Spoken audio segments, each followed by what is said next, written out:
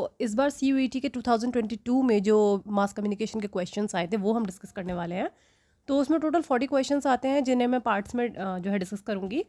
तो चलिए वीडियो को स्टार्ट करते हैं। इससे आप लोगों को आइडिया मिल जाएगा कि थ्योरी पढ़ने के बाद किस टाइप के क्वेश्चंस आपके एग्जाम्स में पूछे जाएंगे, तो उसके अकॉर्डिंग आप जो है अपना प्रिपरेशन कर सकते हैं। पहला question, which film mark the birth of Indian film industry? Options are Alam Ara, Pather Panchali, राजा हरीशचंद्र या सच और झूठ। तो पहली मूवी जो बनाई गई थी इंडियन फिल्म इंडस्ट्री में वो थी आपकी राजा हरीशचंद्र। तो इसका जो करेक्ट आंसर है वो है ऑप्शन नंबर 3, राजा हरीशचंद्र।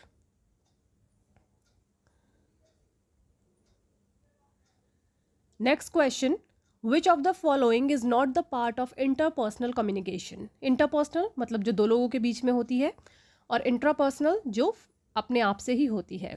तो इसमें से कौन सा पार्ट जो है इंटरपर्सनल कम्युनिकेशन का नहीं होता है? Options are phatic stage, interpersonal stage, intimate stage, basic stage. तो ये जो इसमें से 3 जो है वो इंटरपर्सनल कम्युनिकेशन की स्टेजेस होती हैं, लेकिन एक जो है किसी चीज़ की स्टेज नहीं होती है। तो इसका जो करेक्ट आंसर है वो है आपका option number A, that is basic stage. It is not a part of interpersonal communication.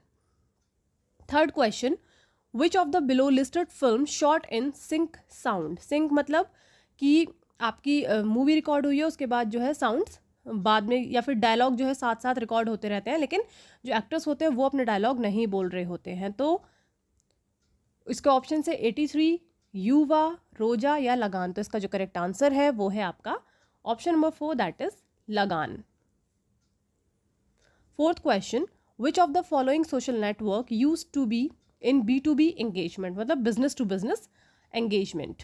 तो इनमें से कौन सा सोशल नेटवर्किंग साइट है जो बिजनेस मतलब आपके जो जॉब प्रोफाइल होती है उसमें काम आता है? Options are Facebook, LinkedIn, Twitter या व्हाट्सएप।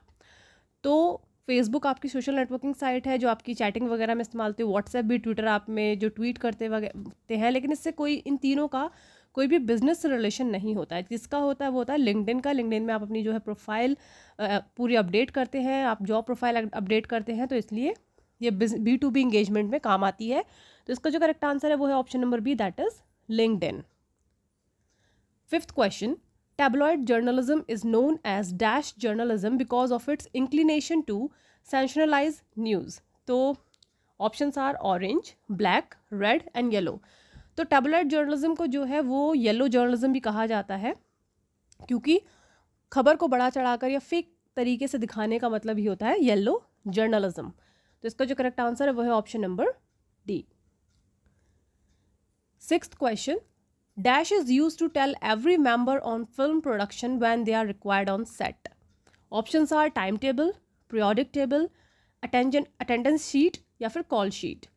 तो जिस तरीके से हमारे स्कूल में टाइम टेबल होता है, टीचर्स के लिए अटेंडेंस शीट होती है, पीरियोडिक टेबल होती है आपकी केमिस्ट्री में, और फिल्म सिटी में जो है किसी भी क्रू मेंबर्स के लिए कॉल शीट का इस्तेमाल किया जाता है। तो इसी का जो करेक्ट आंसर है वो है option number D, that is call sheet. Seventh question, promotion mix includes sales promotion, personal selling, advertising and.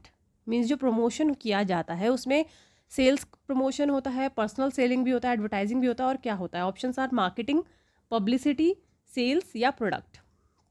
तो इसका जो करेक्ट आंसर है वो है आपका पब्लिसिटी। जब तक हम किसी प्रोडक्ट की जो है पब्लिसिटी नहीं करेंगे, प्रमोशन नहीं करेंगे, तो उसकी सेल नहीं बढ़ेगी। Eighth question, op-ed is the abbreviation of. Op-ed का मतलब क्या होता है? Options are opposition and education, opposite to editorial page, opinion and education या अपोजिट टू एजुकेशन पेज। तो न्यूज़पेपर में जो एडिटोरियल पेज होता है उसका जो अपोजिट पेज होता है उसे हम ओपेड बोलते हैं। तो इसका जो करेक्ट आंसर है वो है आपका option number B, that is opposite to editorial page.